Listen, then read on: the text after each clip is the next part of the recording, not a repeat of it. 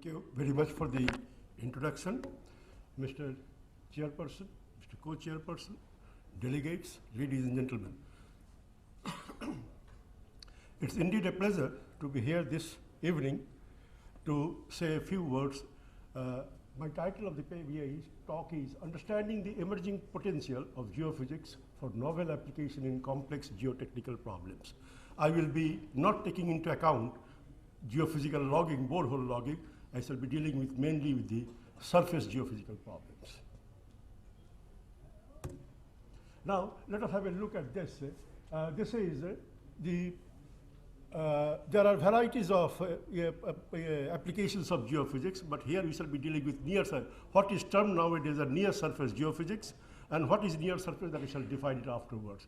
So the problem is that we have to see the totality of the whole thing, but we are looking everything at the surface, and the problems are manifest, and problems are quite complex and all that, but we want to have a real subsurface image. And we are trying to do, with the present knowledge of technology in all branches of including computer modeling and all that, as if we are looking through a lens and trying to understand the entire subsurface. But there are plenty of, though it is near surface, but the challenges are quite deep. That is what this cartoon is trying to say. And all the stakeholders, if they do not propose the problems and understand the problem in the real sense of the term, then what has happened? Though you can try to understand the near surface problems, the whole thing is that if it is not, all the stakeholders are not putting the correct perspective, there can be a deep-seated problems, and then the project will be, well, then ultimately you will have a fate which will say, your God bless you, my God died young. Next slide. Now the question comes, what exactly is that?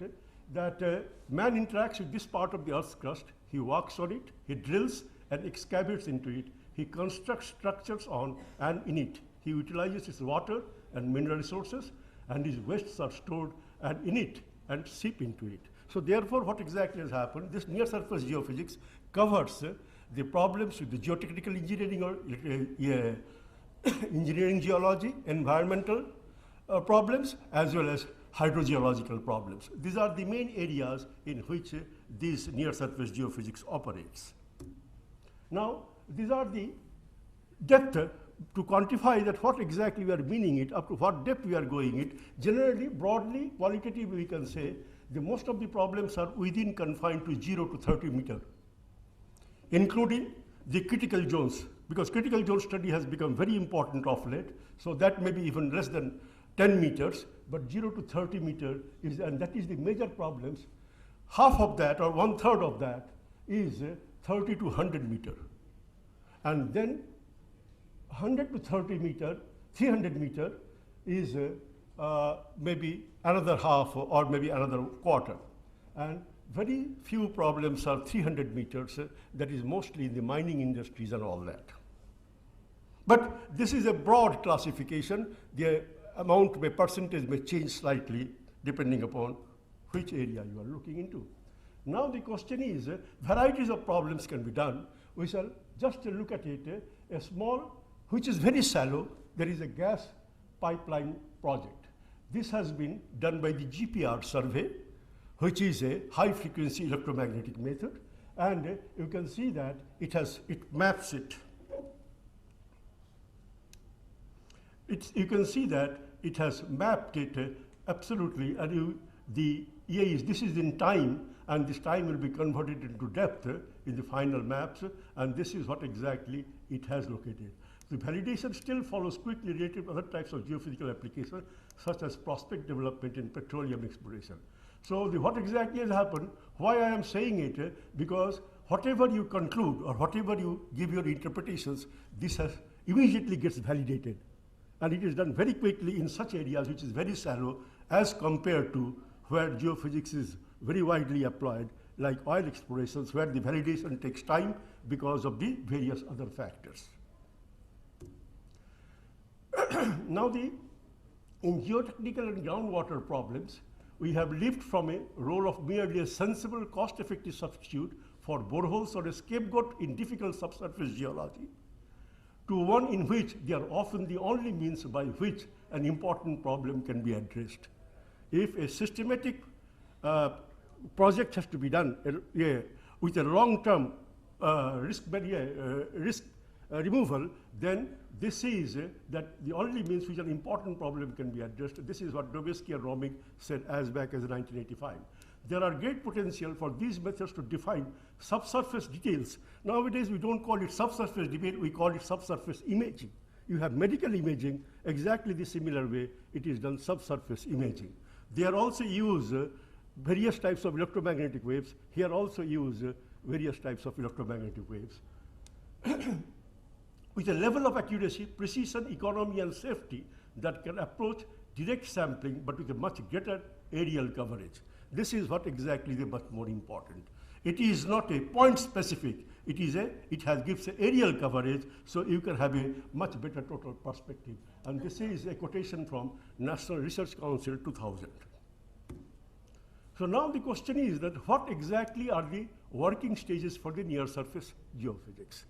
Now, we make a measurements. Measurements are distances, times, resistance, and things like that, meter units and all that. From measurements, we come to the calculated parameters. We calculate certain parameters. There are speed, resistivity or conductivity, acceleration, permeability, permittivity, etc. Then from the measurements, we come to the calculated parameters, and then we come to modeling, either direct modeling or inverse modeling. Inverse modeling is the most popular nowadays because thanks to the computer, fast computers that is available, and you can go for 2D, 3D, and all that. So, and then once you have got the parameters, you have to interpret the parameters, and that requirement is that you give depth, you give thickness, you give density, you give susceptibility, you give permittivity, you give resistivity, you give conductivity, you give porosity, and etc. So these are the parameters that ultimately you have to interpret from the measurements you have got, and this is the process through which you have to go. Now let us have a conceptual model. You see what has happened. This is the conceptual geological model to begin with, and then this is the conceptual geophysical model, and then this is what exactly is the quantitative geophysical model that has been done from the geophysical observation.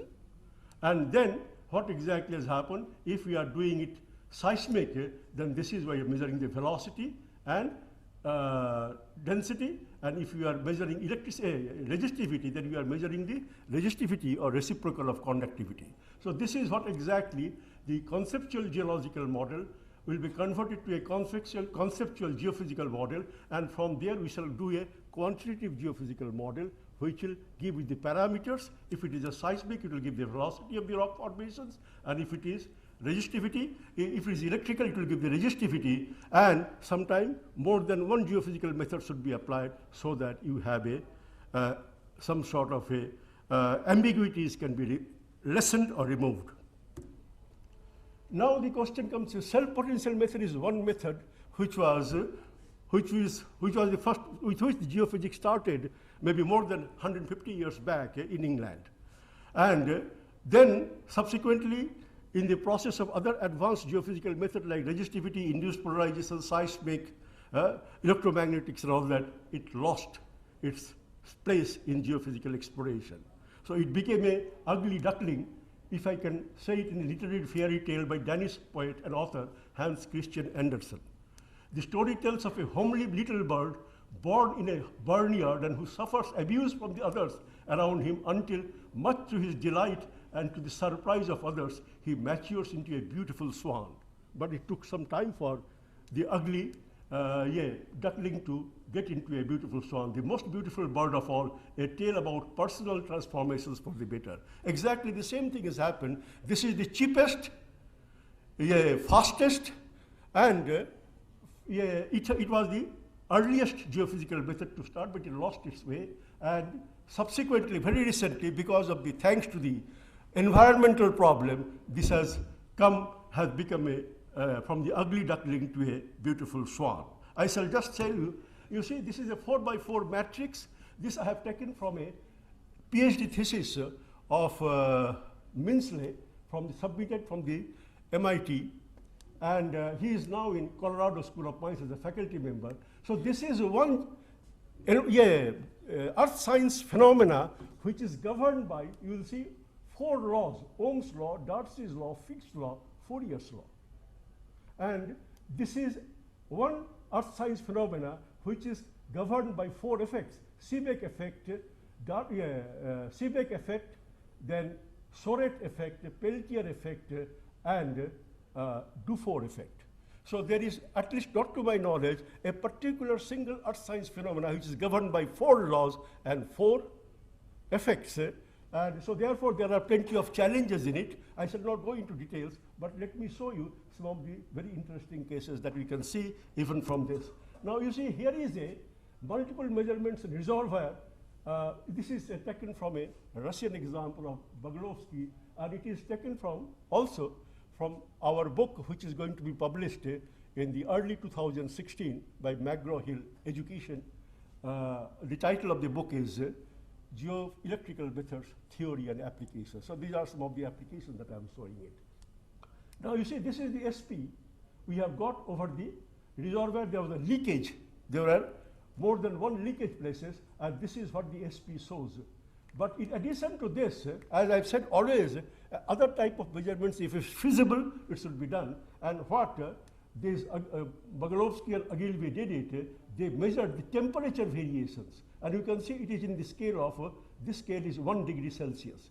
So you can see that, that the temperature, this continuous line, is showing a 1-to-1 correlation at the 2 places where the SP low is there, where there is a points of leakage.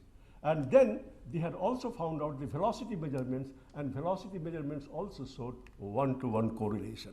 So this is one example which shows that after, because many of the reservoirs will have a fairly good amount of, occasionally you will have a problem of leakage, and here is a case which was easily solved.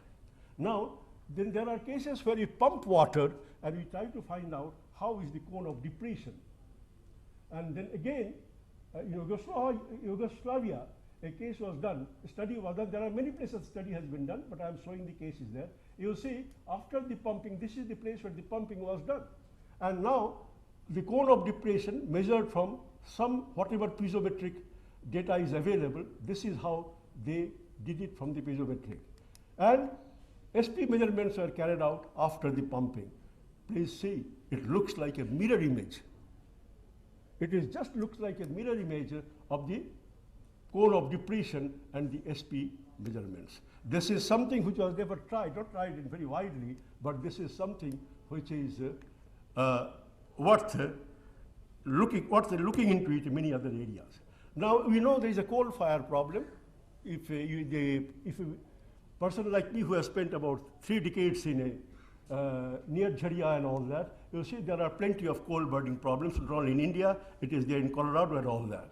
So my co-author had gone some time back, so we have been toying with the idea. So they took an example with the facilities that was available in Colorado. It was easier to carry out the work there, and you can see that this is the SP measurement that they have done.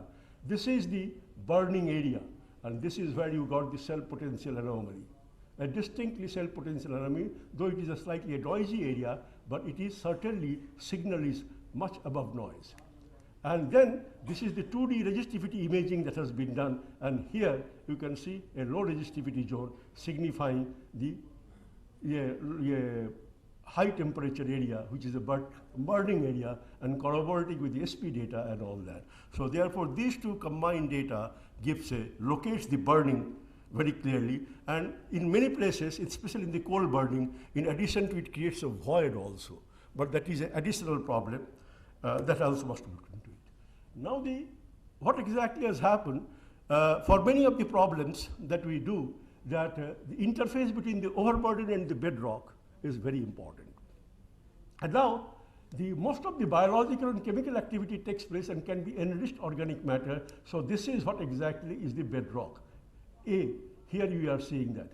And in the B, what has happened, so this results in a gradual transition between the 2 zones in both the physical and chemical properties of the solid phase. And here you get the transported material and deposited by water, wind, and gravitational forces, this can lead to a significant and abrupt change in compositions of the solid phase of the interface between the two zones. So if we understand that, then what has happened, because the depth to the bedrock is an important study done in many of the geotechnical problems, and that's why these we must understand the nature of the bedrock or the nature of the overlying sediments. So what has happened? So this is the most common type of bedrocks. That is what has happened. I shall not get into details. Here there are many more competent people to say about it. So now the question comes is, we shall see it from the physical property point of view. So what are the elastic and EM properties for the near surface soils? Constitutes grain size distribution and spatial variability of a near surface soil formation reflects its formation history. Glacial deposits are heterogeneous, especially in the Himalayas and all that if you are working, or in the global scale if you are working in Canada, Sweden, and Russia and all that, and Alaska. Glacial deposits are heterogeneous and are composed of a wide range of particle sizes. Aeolian and deltaic formations have narrow grain size distributions. Residual soils from the in situ are transported or finer near the surface, becoming coarser with depth and may exhibit some degree of cementation. This is the broad information that we have. Now the overburden characteristics. So what has happened? Basically, what exactly some soils present clear records of climatic fluctuations, and light cementations can drastically increase the small strength shear stiffness. Increase more than 2 orders of magnitude are possible, even when changes in strength remain relatively small. And so therefore, overburden characteristics is also very important for many of the points. Now we shall go for just for quickly, we shall have a look at soil properties. What exactly has happened? This I shall not go in detail, excepting that when you understand try to find out the velocity, it will depend upon the soil shear modulus, which is and this is the mass density of the soil mass. So this is the shear modulus G soil and the mass density of the soil. That is what gives me the velocity of the soil when I make the in situ measurements. Similarly, there are two types of waves that we normally deal with it. One is a primary waves, another, and even in the body waves, we have this longitudinal waves and transverse waves, and then there are surface waves, Love waves and Rayleigh waves. So what are exactly I'm trying to say? These are the components which are important when you are measuring VP, and this is what exactly is going to affecting. If this is bigger, then the VP will be bigger. If this is smaller, then also VP will be bigger, and that is where exactly we have to take care of that. Similarly, we have got, if we have got some sort of free soil or sediment water boundary promotes, then these are some of the, where A is the Poisson's ratio, and Poisson's ratio also can give us information. Poisson ratio will depend upon the ratio of primary and secondary waves, longitudinal and transverse waves, and so that is what exactly gives us. Now, surface waves have of late become an important study for the near surface geophysics, and here you can see, here if it is a homogeneous material, this is how, if it is a source is placed here, this is how the character is. And if the source is heterogeneous like this, then this is how the character changes. And then you can see that if we plot a graph, see in a homogeneous, this will be a homogeneous characteristics, and this will show that it is transiting from one medium to the another medium. So these are some of the qualitative information that we get it. Now, in the multi-channel analysis of MASW is quite extensively is being used even in India in the engineering geology problems. I shall come to some of the examples of that.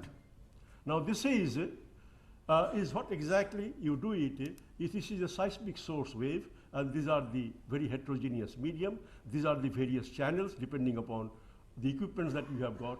You can have multi-channels seismograph, and this is how the velocity changes depending upon the interfaces. You can see if the strata shows a velocity change, has got this propagation of the waves are different in different strata, so you will have a clear-cut distinction, so you will be able to map the interface correctly.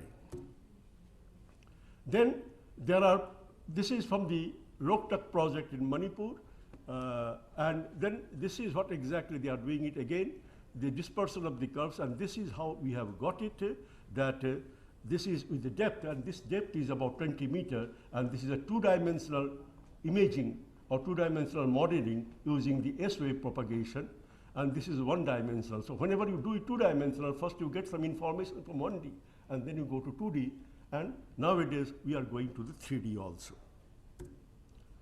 Now what exactly has happened, this is a study again doing in Myanmar, by NHPC has conducted it out. You see there is a mudstone claystone zone, and here is so here is a 2D S-wave section, and you can see that it has clearly claystone, when some of the weak velocity zones have been mapped, and which is giving you the an important information. So these are the areas which are the gray zone for any of the engineering, geology or geotechnical problems.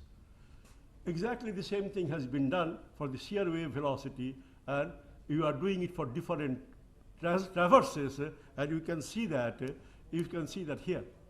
The shear wave velocity, you see this is a high velocity, and here you can see that in this zone, shear wave velocity is changing. You can see this here, in this profile, in these profiles. So these are all very heterogeneous within a depth of 20 meter, and though in many places it is occurring, it is homogeneous this much of range, but you can see that this is not homogeneous area, and these are the gray zones, and if you do not take proper precautions, the project will have some teething problem. Same thing is here. So now we are doing a 2D S-wave using REMI, which is also extensively used in geotechnical engineering problems. And here you can see that. You see here there is a 2D modeling has been done with the S-wave section.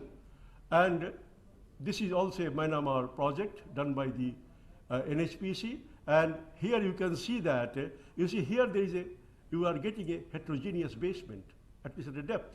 But here, but in between you can see that this is an area where assuming a continuous zone like this would be a disaster, because here in this 2D modeling is showing that this is an area which is a low velocity zone.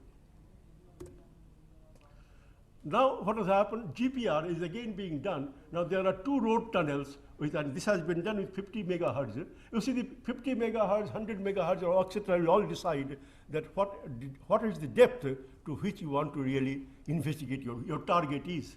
If it is a higher frequency, then it will be a lower depth. If it is a lower frequency, it will be relatively a higher depth. So here, in their wisdom, they had done it 50 megahertz. They thought this is what exactly is working. And there were some problem because of the avalanches and all that. And this was mapped. These two, we had an idea that there are two which has been covered, but they wanted to have a location. And this is what exactly you have been mapped. And this tells you with the time, and as you know the velocity of so you can find out the depth, and it is converted into the depth also. Here you can see it is the depth section. So therefore, it tells you the depth, it tells you how things are changing, and at what is the resolution, because these are too close by, but this has resolved it. Now, cross-hole, this is which is not very extensively used, because what has happened, the cross-hole tomography has become and this is one case which I thought it. For that you have to have two boreholes available at least. So that what has happened, you put a sensor in one of the borehole and you put a receiver in another of the borehole. You can also use a receiver here also, but generally it is better, and then you can interchange put the transmitter here and put the receiver here. It will take some more time, but it will give you some sort of a cross check. And so therefore with this, so they have got it. This is a P wave velocity. So this is a high quality rock mass or hard rock mass, and you have essentially it is differentiated that this is a weak rock mass, this is a medium rock mass, which you can conclude easily from the velocity measurements of the P waves. Here we are not using S waves, we are not using surface waves. Here we are using P waves. All these things can be used depending upon the problem. So this is what you are doing it, and this is the depth. You are doing it for 1930. So this is the velocity, and this seems to be 19.34 and all that. This is within a depth of shallow depth. Again, as I said it, that you can do cross-hole tomography also by putting the transmitter here, putting the receiver on the surface, putting the transmitter here, putting the receiver in another borehole, and vice versa. And also one can do it putting the transmitter on the surface and putting on the borehole. It all depends upon the nature of problem, the time that available to you, and what you think is desirable to do that. Now again, the same thing I have already shown it, that it is a Loktak project. It has done 2D imaging. Unfortunately, 2D imaging, and here you can see that that it is telling that the high velocity zone, how it is changing its shape. Now this is again a 2D resistivity imaging of a river trace in a, here you are seeing that here it is a low resistivity, so this is a water-bearing horizon. Here the moisture content is very high and it is uniformly available over a certain depth. So now the question comes is there are many areas where you get unexplored ordinances, and it will all depend upon the survey will commonly require data acquisitions with line spacing of 0.25 to 0.5 meter depending upon the size to the and 0.05 to 0.25 meter. So it all depends upon what is the size of the unexplored. So this is what exactly has happened. This has been shown by the detections. This is in Germany, and so it has been detected by a geophysical survey. Now what has happened, I shall come how a city was built on the basis of a geophysical survey, where geophysical survey, near surface geophysics played a very. On October 3, 1990, the Federal Republic of Germany and the German Democratic Republic, East Germany, were reunited after more than 40 years of division of two countries. In the Parliament Assembly of 1991, the United Berlin was elected to be the new capital and the government location of Germany. So that is where they decided. And now, two problems occurred during the planning of the new face of the town. Sparse knowledge about the foundations and remains of edifices built before the Second World War. In Germany, in Berlin, so fairly good amount of destructions had taken place. The majority of the plans for the historical construction were destroyed. No documents were. The danger of hitting old unexploded bombs during the excavation work. So these were the primary target was to find out old and unknown foundations, and several types of geophysical surveys were carried out. You can see that, so this is where is the varieties of work going on, and this is depending upon, so this red is the information that was provided by the geophysical surveys. That these are the safe areas by which to use. Again, you can see that this has given that these are the where there are geophysical anomalies and where there are caves, cavities, there are unexploded bombs, then things like that.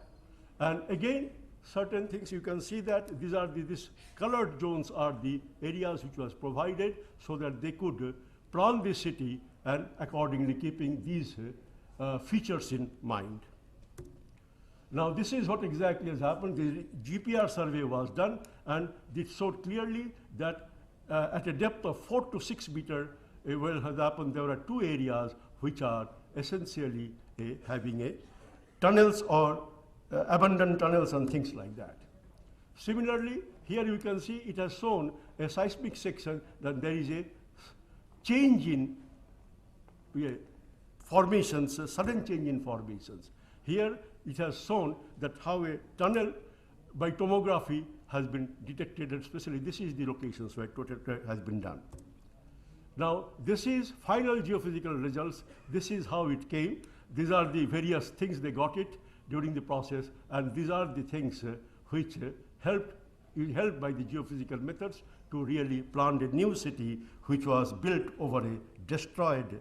And now the question comes at last. I come to the end of my lecture practically. Who practices geophysics? Well, this is a cartoon I have taken because it is a practices geophysics. Geologists, civil engineers, environmental scientists, technicians, military personnel, public works personnel, geophysicists. These are some of the main users. Now, there is, if Are there good communication between them? Do they speak in the languages which they understand each other? That is sometimes do not come. So here there are some hypothetical questions. Regulator asks, so what is your plan for a geophysical investigation to help develop an optimized monitoring well field to ensure no risk to the public from organic contaminants in their water supplies or base? This is the environmental problem. This is a question which is thrown to the geophysicist. Geologist, what do you mean by likely either? Can't you tell the differences? Why not just do once exploratory drilling? One exploratory drilling will 1 point informations. It will not have an aerial information. Engineer asks you, the log of the verification boring indicates an interface depth of 52 feet. How do you explain the discrepancy? I interpret the depth to the interface to be 50 plus minus 5 feet. The material below the interface is likely either clay or pervious material saturated with water. So that is what exactly is giving the uncertainty or this error of plus minus 5 feet. So that is what exactly has happened. What is very important is that as it is being used and as the, so it is good that there is a demand so that geophysicists will have to go for more accurate imaging. That is the challenge which is given. But then it is very important that the users or the people who are interacting with the geophysicists, they spell out their problem very clearly. If you know your problem, it will be, geophysics will be of much better help. So I thank Professor Saliban, Department of Applied Geophysics, Indian School of Mines, and Dr. Sanjeet Paul, Department of Applied Geophysics, Indian School of Mines, from whom I have taken certain informations. Thank you very much. Thank you, Professor Bhattacharya, for elaborating the use of geophysics and various methods for having the knowledge about the near surface medium. Particularly your last slide was very interesting because I can say that near surface information is necessary, but not from those people who are having superficial knowledge. Because many of the time, if you carry out, say, MASW, SASW, SP, EM, and the GPR, all these geophysical methods, you take a site and then you give different results. Even the results for cross boreholes or vertical profiling boreholes and those SPT values, they don't match. So we should consider these results with a lot of precautions because there are a lot of assumptions in this, and you have very rightly pointed out the things that they may give you different results, and these may be used with caution. Yes, the point is well taken, but what is exactly important, that is why multi-geophysical methods are generally said. And also, if in the, you see there are plenty of new cities have been built in India. Can you tell me a single place where geophysics also was done before the build? Take Chandigarh, take Bhubaneswar, take any other new cities, because what exactly has happened, you are spending thousands of crores, but you are not spending some money to have a total aerial view. Not that it will solve all your problems, but it will certainly give you a much more scientific information so that you can go ahead.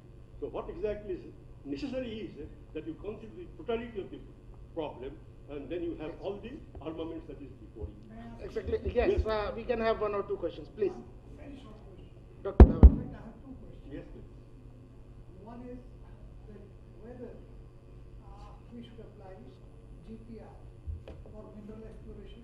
Can somebody give the mic? Should we do GPR surveys for mineral exploration? What is the reasonable depth to which it can explore? Nowadays, some companies are claiming that they can go up to 300 to 400 meters. Should we take them seriously? I hope the company representatives are not here. But in any case, you see, they're commercial claims because their job is entirely different. If you care for my advice, if your target depth is 15, 20 meters, less than 15, 20 meters, you do not go for GPR. Because GPR is using 50 megahertz to maybe gigahertz frequencies, and the skin depth is very small. So therefore, you will not be able to send sufficient energy to detect it. But if it is for environmental problems, for shallow hydrogeological problems, or even for engineering geology problems, you can get pipeline. Well, I shall use, because pipelines are within 2-3 meters. That is ideal. Or even so, there are some others. So less than 10 meters will be very ideal. Maximum you can go to 20 meters depending upon the subsurface conductivities. Well, for example, there are many things are said, but one very first question is that you cannot change the basic laws of electromagnetics. Can I send sufficient energy, sufficient signal up to a certain depth, where my target is? I have got some work done experimentally. I'll send you the report. Oh, please, certainly. So that I come to know that. No. So therefore, GPR is certainly an important tool, but for very shallow. And I must also tell you, in India, in many departments, GPR has been used. The GPR has been purchased, but I'm sorry to say that it has all been in the wrong hand. Because only an equipment fellow will come and send you. His job is to sell it. So it doesn't mean you will accept, because there are some very basic things. There is something called skin depth, which is an electromagnetic equation. And that skin depth you cannot change just because somebody says. And people have used, even in the, what is that called, in the sea soap, where it is saline water, it is highly conductive. Even 5 meters will be a very deeper depth there. But people have used it, people are making claims, but I will not buy it. And I will advise all of you not to buy it. And another question, you have two more questions. Thank you. Thank you, sir. I think we are going out of time. Now, this GPR, the best use which I know is to go for the monitoring of the structures, the health of the structures.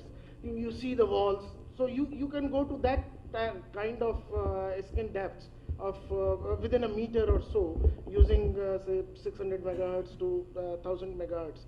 But 50 megahertz may not be giving you more than 10 meters or 20 meters. 10 meters Yes. also be on the surface of the Yes. But whole thing is done in places like pipeline and all that.